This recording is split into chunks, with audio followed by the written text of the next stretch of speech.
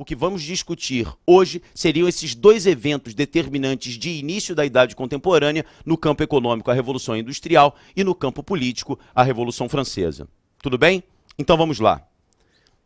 Deem uma olhada no primeiro slide. A primeira coisa que eu quero que vocês levem em consideração seriam, na verdade, efeitos, processos que estão de forma imbricada à Revolução Industrial. Mas antes eu queria conversar com vocês a respeito de um ponto. Até o século XVIII, a produção manufatureira, ela era conhecida como uma produção de caráter doméstico. Vê se fica claro. Você tinha o chefe, que era conhecido como o mestre-aprendiz. O mestre-aprendiz, ele era o dono da oficina, vou chutar, uma oficina de sapatos. Ele era o dono da oficina e era ele também que trabalhava, ou seja, ele era dono do capital da empresa e era também relacionado ao trabalho, porque ele, o mestre, ele sabia fabricar os sapatos, era dele a técnica. O mestre-aprendiz, ele não trabalha sozinho. Ele trabalha, ou melhor, o mestre, ele não trabalha sozinho, ele trabalha com os seus aprendizes. Quem são esses aprendizes? São jovens que todos os dias vão trabalhar com o mestre, cada vez mais interessados esses jovens em absorver o conhecimento do mestre, como fabricar aqueles sapatos. Todos se encontram de manhã e começam o trabalho. Não existe um relógio na parede determinando o ritmo de trabalho.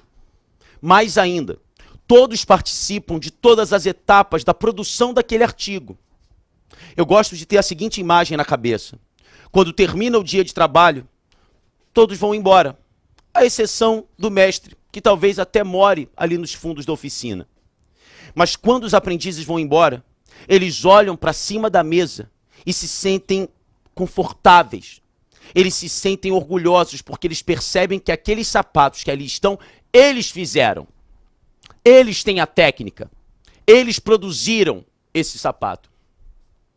Perceba que até o século XVIII, portanto, essa produção doméstica, ela não leva em consideração um grupo que nos acompanha em toda a análise envolvendo esse período, que é a burguesia. Eu falei de mestre, eu falei de aprendizes, mas eu não falei do homem burguês. Isso porque a burguesia, nesse período, é uma burguesia que está investindo no comércio. Ou seja, a burguesia, ela vende a matéria-prima para o mestre e depois do sapato pronto, pega o produto e vai vender. A burguesia, ela não participa, esses comerciantes não participam do processo produtivo. E existe aí um macete que você pode marcar no teu caderno aí. Através do comércio, justamente na Idade Moderna, a burguesia ela passa por um processo que nós chamamos acumulação primitiva de capital. O nome já diz tudo. Através do comércio, a burguesia vai acumulando capital, tendo cada vez mais lucro. E no século XVIII ela resolve o seguinte: a gente não vai ficar agora só no comércio. Agora nós vamos investir na questão produtiva. E para que nós possamos investir na questão produtiva, a gente vai assumir o controle dessa oficina. Segundo os marxistas, a oficina ela é um meio de produção. É o cenário onde a riqueza é produzida. A oficina é um meio de produção. As máquinas são os instrumentos de produção. A burguesia compra meios e instrumentos de produção. O que antes era do mestre, agora é burguês.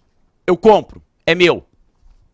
E mestres e aprendizes, agora não serão mestres e aprendizes. É o surgimento de uma nova classe. Uma classe determinante para que a gente possa entender a consolidação de uma nova lógica produtiva, que é o proletariado.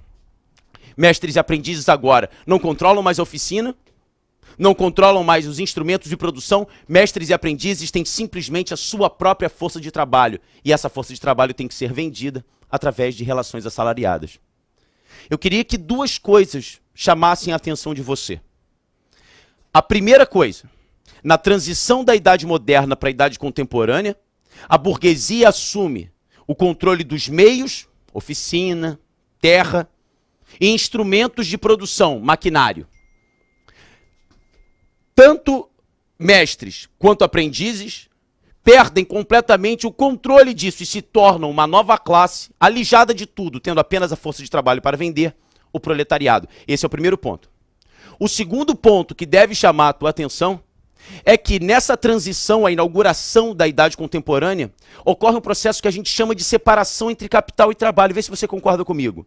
O capital é o dinheiro, é o controle do meio de produção.